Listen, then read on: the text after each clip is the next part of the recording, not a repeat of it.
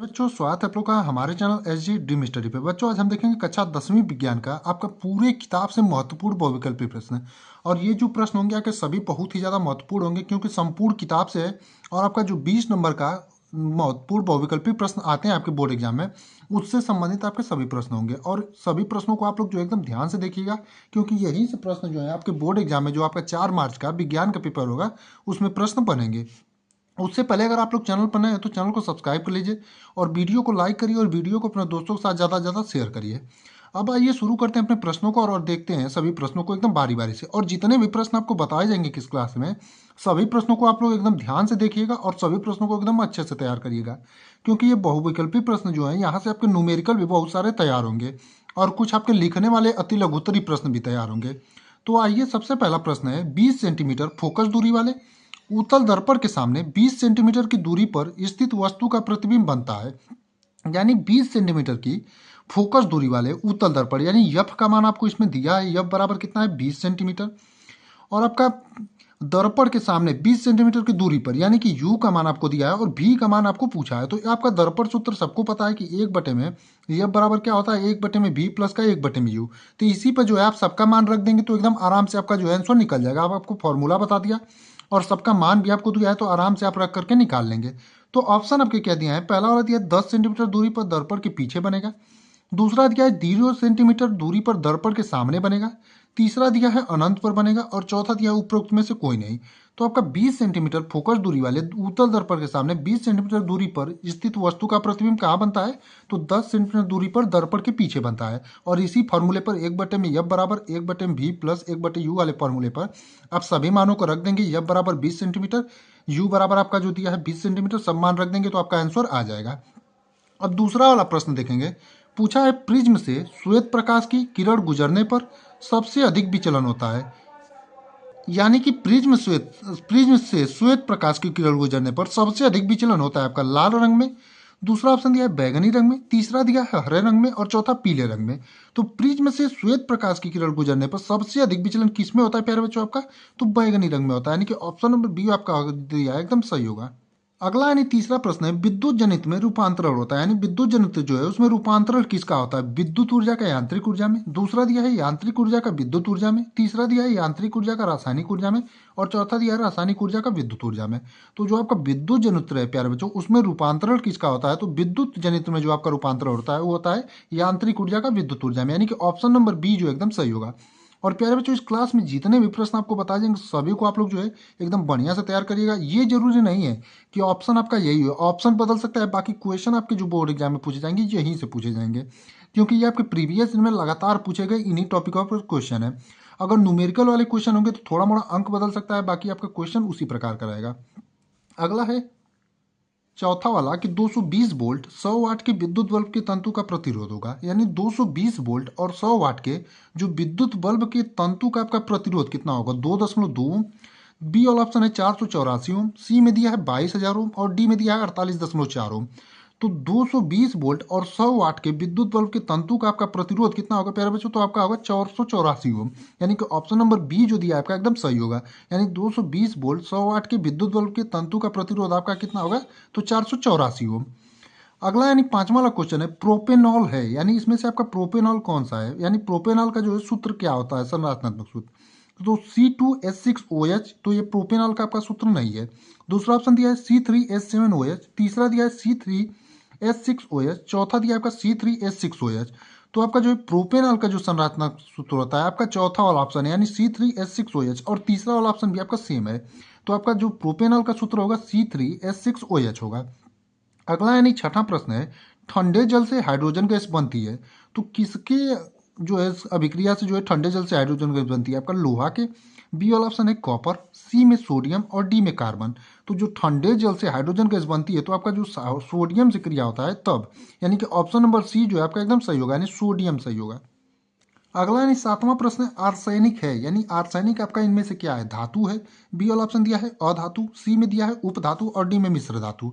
तो आपका आर्सेनिक क्या है, तो आर्सेनिक आपका जो प्यारे बच्चों क्या है, उपधातु। यानी कि ऑप्शन नंबर सी जो दिया है आपका एकदम सही होगा। यानी कि आर्सेनिक क्या है, तो आप लोग बोलेंगे उपधातु है।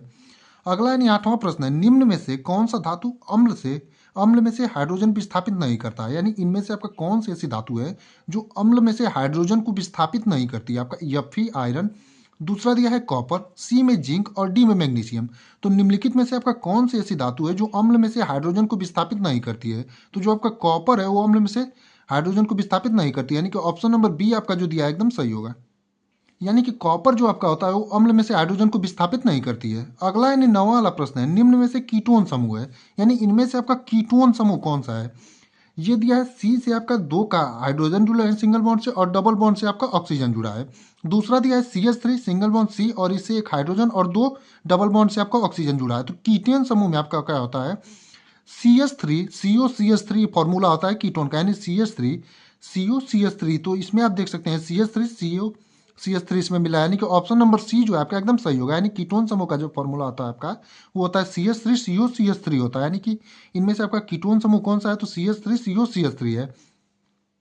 अगला वाला क्वेश्चन है 10वां वाला, स्वपोषी पोषण के लिए आवश्यक है, यानी स्वपोषी पोषण के लिए निम्नलिखित में से क्या आवश्यक है? आपका CO2 तथा H2O, बी में दिया है क्लोरोफिल, सी में दिया है सूर्य का प्रकाश और डी में ये सभी। तो स्वपोषी पोषण के लिए जो प्यारे बच्चों आपका होता है CO2 तथा H2O, क्लोरोफिल और सूर्य का प्रकाश सभी आवश्यक होता है। यानी कि आपका ऑप्शन नंबर डी जो एकदम सही होगा, यानी ये सभी जो होगा आपका सही होगा। यानी CO2 भी आवश्यक है, H2O भी आवश्यक है, क्लोरोफिल भी आवश्यक है और सूर्य का प्रकाश भी आवश्यक है। यानी स्वपोषी पोषण के लिए ये सभी आवश्यक हैं। अगला है मनुष्य में वृक्क जो संबंधित है, यानी मनुष्य में जो वृक्क है आपका किससे संबंधित है? आपका पोषण से, बी में दिया है उत्सर्जन से, सी में परिवहन से और डी में श्वसन से। तो मनुष्य में जो वृक्क है आपका वो किससे संबंधित है प्यारे बच्चों? तो आपका उत्सर्जन से, यानी कि ऑप्शन नंबर बी जो दिया एकदम सही होगा। यानी मनुष्य में जो वृक्क है किससे संबंधित है? तो उत्सर्जन से। अगला यानी 12वां प्रश्न है कि पादप में जाइलम उत्तरदायी होता है। तो पादप में आपका जाइलम किसके लिए उत्तरदायी होता है? जल के वहन के लिए, बी में दिया है भोजन का वहन के लिए और सी में ऑक्सीजन का वहन के लिए। जो पादप में आपका जाइलम होता है प्यारे बच्चों किसके वहन के लिए उत्तरदायी होता है? तो आपका जल के वहन के लिए, यानी कि ऑप्शन नंबर ए जो दिया है आपका एकदम सही होगा। यानी पादप में जाइलम किसके लिए उत्तरदायी होता है? तो जल के वहन के लिए। और भोजन के वहन के लिए जो उत्तरदायी होता है आपका फ्लोएम होता है। तो आप लोग ये भी याद कर लीजिएगा, एक क्वेश्चन यहाँ से भी तैयार हो गया कि फ्लोएम किसके वहन के लिए उत्तरदायी होता है? तो आपका भोजन के वहन के लिए। अगला क्वेश्चन है पित्तरस का स्राव होता है, यानी पित्तरस जो होता है उसका स्राव किससे होता है? आपका पित्ताशय में, बी में दिया है अग्नाशय में और सी में यकृत में और डी में अमाशय में। तो बहुत सारे लोग ऐसे होंगे कि पित्तरस देखेंगे तो डायरेक्ट पित्ताशय को मार देंगे।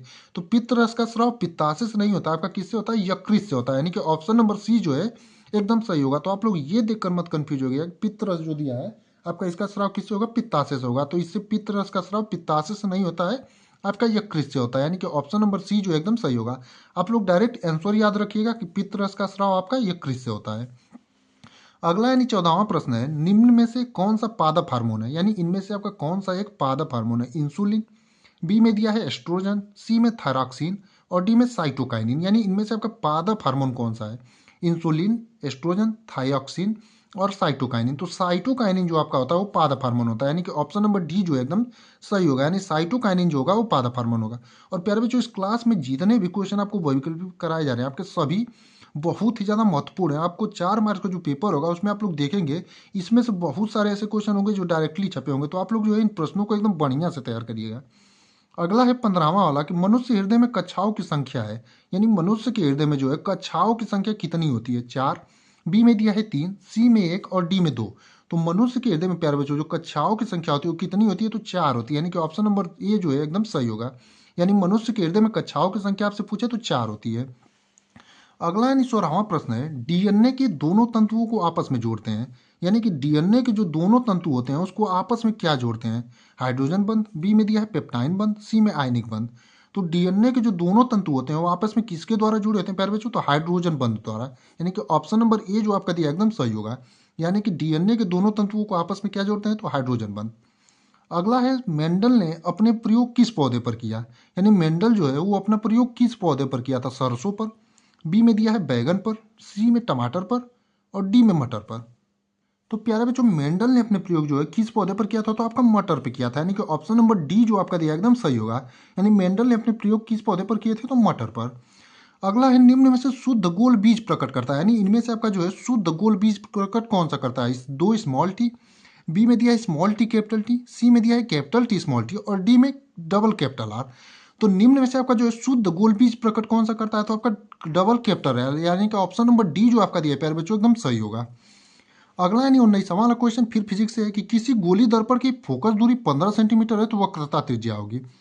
तो बता दें गोली दर्पण की फोकस दूरी और वक्रता त्रिज्या के बीच में आपका जो संबंध होता है आर बराबर आपका 2f होता है, यानी कि जो फोकस दूरी का दोगुना होता है वही आपका वक्रता त्रिज्या होता है।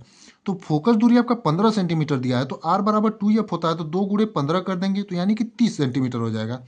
तो आपका ऑप्शन नंबर सी जो दिया है एकदम सही होगा, यानी किसी गोली दर्पण की फोकस दूरी अगर 10 सेंटीमीटर हो तो आपका वक्रता त्रिज्या 20 सेंटीमीटर होगा, अगर 15 है तो 30 होगा, यानी सीधा दोगुना हो जाएगा। अगर आपको फोकस दूरी दिया हो और वक्रता त्रिज्या निकालना हो तो आर बराबर 2f रख देंगे। अगर वक्रता त्रिज्या दिया हो और फोकस दूरी निकालना हो तो f बराबर आर बटे में 2 कर देंगे। अगला क्वेश्चन है विद्युत धारा उत्पन्न करने की युक्ति को कहते हैं, यानी विद्युत धारा उत्पन्न करने की युक्ति को क्या कहते हैं, जनित्र कहते हैं, बी में मोटर, सी में अमीटर और डी में गैल्वेनोमीटर। तो विद्युत धारा उत्पन्न करने की युक्ति को क्या कहते हैं प्यारे बच्चों, तो आपका जनित्र कहते हैं, यानी कि ऑप्शन नंबर ए जो दिया आपका एकदम सही होगा। यानी विद्युत धारा उत्पन्न करने की विधि को क्या कहते हैं, तो जनित्र कहते हैं। अगला यानी 21वां प्रश्न है मानव नेत्र के जिस भाग पर किसी वस्तु का प्रतिबिंब बनता है वह होती है, यानी मानव नेत्र के जिस भाग पर जो है किसी वस्तु का प्रतिबिंब बनता है उसे क्या कहते हैं, परितारिका, बी में दिया है दृष्टिपटल, सी में पुतली और डी में कॉर्निया। तो आपका मानव नेत्र के जिस भाग पर आपका प्रतिबिंब बनता है उसे क्या कहते हैं, कॉर्निया कहते हैं, यानी कि ऑप्शन नंबर डी जो एकदम सही होगा। अगला यानी 22वां प्रश्न है प्रकाश का प्रकीर्णन सबसे कम होता है, यानी प्रकाश का प्रकीर्णन जो है प्यारे बच्चों किसके लिए सबसे कम होता है, लाल रंग के लिए, बी में दिया है पीले रंग के लिए, सी में हरे रंग के लिए और डी में नीले रंग के लिए। तो प्रकाश का प्रकीर्णन जो है प्यारे बच्चों सबसे कम किसके लिए होता है, तो लाल रंग के लिए, यानी कि ऑप्शन नंबर ए जो एकदम सही होगा। यानी प्रकाश का प्रकीर्णन सबसे कम किसके लिए होता है, तो लाल रंग के लिए। अगला यानी 23वां प्रश्न है तारों के टिमटिमाने का कारण है, यानी तारों के टिमटिमाने का क्या कारण है, आपका वायुमंडलीय अपवर्तन, बी में दिया है प्रकाश का प्रकीर्णन, सी में दिया है प्रकाश का परावर्तन और डी में इनमें से कोई नहीं। तो जो तारे के टिमटिमाने का कारण होता है वो होता है वायुमंडलीय अपवर्तन, यानी कि ऑप्शन नंबर ए जो दिया है एकदम सही होगा। और प्यारे बच्चों आप सभी प्रश्नों को देख करके समझ गए होंगे अभी तक कि ये जो प्रश्न है आपके सभी कितने अच्छे से सेट किए गए हैं और प्रीवियस ईयर में कितनी बार पूछे गए होंगे। तो आप लोग जो है क्लास को एकदम पूरा वॉच करिएगा, 17-18 मिनट का होगा, जिससे आपका जो है 20 नंबर के बहुविकल्पी प्रश्न पूछे जाते हैं वहाँ से आपका जो है प्रश्न अच्छे से तैयार हो। अगला क्वेश्चन है एम्पियर सेकंड मात्रक है, यानी एम्पियर सेकंड जो है वो किसका मात्रक होता है, आपका एम्पियर से विद्युत ऊर्जा का, बी में आवेश का, सी में धारा का और डी में विद्युत वाहक बल का। तो आवेश बराबर क्यू बराबर आपका होता है आई इंटू टी, और आई आपका हो जाएगा विद्युत धारा जिसका मात्रक होता है एम्पियर, और टी आपका है सेकंड, तो ये एम्पियर सेकंड किसका मात्रक हो जाएगा, आपका आवेश का, यानी कि ऑप्शन नंबर बी जो एकदम सही होगा। यानी क्यू बराबर आई टी होता है फॉर्मूला, तो आपका एम्पियर सेकंड यहीं से मात्रक आपको पता चल गया। अगला क्वेश्चन है विद्युत प्रतिरोध का मात्रक है, तो ये आप सबको पता होना चाहिए कि विद्युत प्रतिरोध का मात्रक क्या होता है, ओम होता है, बी में एम्पियर दिया है, सी में वोल्ट मीटर, डी में वोल्ट। तो आपका विद्युत प्रतिरोध जो होता है प्यारे बच्चों उसका मात्रक क्या होता है, तो आप सबको एकदम आसानी से पता होना चाहिए कि विद्युत प्रतिरोध का मात्रक आपका ओम होता है, यानी कि ऑप्शन नंबर ये जो एकदम सही होगा। अगला यानी 26 नंबर का प्रश्न है किलोवाट घंटा मात्रक है, यानी किलोवाट घंटा जो है किसका मात्रक है, आपका विद्युत शक्ति का, बी में विद्युत आवेश का, सी में विद्युत धारा का और डी में विद्युत ऊर्जा का। तो जो आपका किलोवाट घंटा है वो किसका मात्रक होता है, तो आपका विद्युत ऊर्जा का, यानी कि ऑप्शन नंबर ये जो दिया है आपका एकदम सही होगा। यानी किलोवाट घंटा जो दिया है किसका मात्रक होगा, तो विद्युत ऊर्जा का। अगला यानी 27वां प्रश्न है ओम के नियमानुसार विभवांतर व धारा के बीच ग्राफ होगा एक, यानी ओम के नियम अनुसार विभवांतर व धारा के बीच ग्राफ कैसा होगा, सरल रेखा, वृत्ति, डी सी में दिया है ऑप्शन गोलाधार, डी में दिया है लगातार दिशा बदलती रेखा। तो ओम के नियमानुसार विभवांतर व धारा का प्यारे बच्चों आपका ग्राफ कैसा होगा, तो सरल रेखी होगा, यानी कि ऑप्शन नंबर ये जो दिया आपका एकदम सही होगा। यानी ओम के नियमानुसार विभवांतर व धारा के बीच आपका ग्राफ सरल रेखी होगा। अगला है एक गतिमान आवेशित कण उत्पन्न करता है केवल चुंबकीय क्षेत्र, बी में केवल विद्युत क्षेत्र, सी में दिया है आपका चुंबकीय व विद्युत क्षेत्र दोनों, डी में कोई नहीं। तो आपका एक गतिमान आवेशित कण उत्पन्न करता है आपका चुंबकीय व विद्युत क्षेत्र दोनों, यानी कि ऑप्शन नंबर सी एकदम सही होगा। अगला और 29वां प्रश्न समतल दर्पण द्वारा निर्मित प्रतिबिंब का आवर्धन होता है, यानी समतल दर्पण द्वारा निर्मित प्रतिबिंब का आवर्धन आपका कितना होता है, ए में दिया है आपका 1 से कम, बी में 1 और सी में 1 से अधिक और डी वाला ऑप्शन दिया अनंत। तो समतल दर्पण द्वारा निर्मित प्रतिबिंब का आपका आवर्धन होता है प्यारे बच्चों 1, यानी कि ऑप्शन नंबर बी जो दिया एकदम सही होगा। अगला यानी 30वां वाला प्रश्न देखेंगे Fe2O3 + 2Al अभिक्रिया आगे होती है आपका Al2O3 बनता है प्लस 2Fe बनता है। ऊपर दी गई अभिक्रिया किस प्रकार की है, यानी जो अभिक्रिया दी गई है आपकी किस प्रकार की, संयोजन, बी में दिया है द्विविस्थापन, सी में वियोजन और डी में विस्थापन। तो आप देखेंगे यहाँ से O3 को विस्थापित करके, यानी कि Fe2 को विस्थापित करके Al जो है इसका स्थान ले रहा है। तो आपका ये कौन सी अभिक्रिया है, विस्थापन अभिक्रिया, यानी कि ऑप्शन नंबर डी जो एकदम सही होगा। यानी कि यहाँ पर Fe2 को विस्थापित कर दे रहा है Al, यानी कि कौन सी अभिक्रिया है, तो विस्थापन। अगला है शुद्ध जल का पीएच मान है। तो ये क्वेश्चन हम आपको कई बार बात कर चुके हैं कि शुद्ध जल का पीएच मान आपका कितना होता है, 7 होता है। यानी कि ऑप्शन नंबर सी जो एकदम सही होगा। यानी शुद्ध जल का पीएच मान वाला क्वेश्चन जो है हम आपको कई बार बता चुके हैं कि शुद्ध जल का पीएच मान कितना होता है, तो आपका 7 होता है। अगला है निम्न में से कौन सा अम्लीय लवण है, यानी इनमें से आपका कौन सा अम्लीय लवण है, NaCl, बी में है Na2SO4, सी में NaHSO4 और डी में KCN। तो प्यारे बच्चों इसमें से आपका अम्लीय लवण कौन सा है, तो आपका KCN है। यानी कि ऑप्शन नंबर सी जो है, डी जो है एकदम सही होगा। यानी KCN जो आपका निम्नलिखित में से है अम्लीय लवण है। अगला है लेड नाइट्रेट। लेड नाइट्रेट का आपका जो है सूत्र, रासायनिक सूत्र है PbNO3, बी में दिया है PbNO3 का ट्वाइस, सी में PbNO2 का ट्वाइस और सी में दिया है PbO, डी में माफ करिए। तो लेड नाइट्रेट का जो प्यारे बच्चों रासायनिक सूत्र होता है आपका होता है PbNO3 का ट्वाइस, यानी कि ऑप्शन नंबर बी जो एकदम सही होगा। यानी लेड नाइट्रेट का रासायनिक सूत्र है PbNO3 का ट्वाइस। अगला है अम्लीय विलयन का पीएच मान है 0, बी में दिया है 7, सी में 7 से कम, डी में 7 से अधिक। तो जो आपका अम्लीय विलयन होता है प्यारे बच्चों, उसका जो होता है आपका विलयन का पीएच मान कितना होता है, तो 7 से कम होता है। यानी कि अम्लीय विलयन का जो पीएच मान होगा 7 से कम होगा। यानी कि ऑप्शन नंबर सी एकदम सही होगा। अगला प्रश्न है धावन सोडे का रासायनिक नाम क्या है, यानी जो धावन सोडा है उसका रासायनिक नाम क्या है, सोडियम क्लोराइड, बी में सोडियम बाइकार्बोनेट और सी में सोडियम कार्बोनेट। तो प्यारे बच्चों धावन सोडे का जो आपका रासायनिक नाम होगा क्या होगा, सोडियम कार्बोनेट होगा। यानी कि ऑप्शन नंबर सी जो एकदम सही होगा। तो प्यारे बच्चों आज की क्लास में हमने जो आपको 35 बहुविकल्पी प्रश्न कराया है, ये अंतिम प्रश्न था। जो 35 बहुविकल्पी प्रश्न कराए हैं, आप लोग इन सभी प्रश्नों को एकदम बढ़िया से तैयार करिएगा और एकदम आराम से लिख करके इनका प्रैक्टिस करिएगा, क्योंकि सभी प्रश्न आपकी बहुत ही ज़्यादा महत्वपूर्ण है। आपको यहाँ से 4 मार्क्स का आपका जो विज्ञान का पेपर होगा उसमें आपको डायरेक्टली प्रश्न देखने को मिलेंगे, यानी हूबहू प्रश्न देखने को मिलेंगे, क्योंकि ये सभी प्रश्न आपके बहुत ही ज़्यादा महत्वपूर्ण है। तो आप लोग इन प्रश्नों को बढ़िया से तैयार करिएगा और अपने बोर्ड एग्जाम की तैयारी में एकदम बढ़िया से लगे रहिएगा। आगे आने वाले दिनों में ऐसी वीडियो आपके लिए रोज इसी चैनल पर आती रहेंगी, जिसके लिए आप लोग चैनल को सब्सक्राइब कर लीजिए और बेल आइकन को प्रेस कर लीजिए।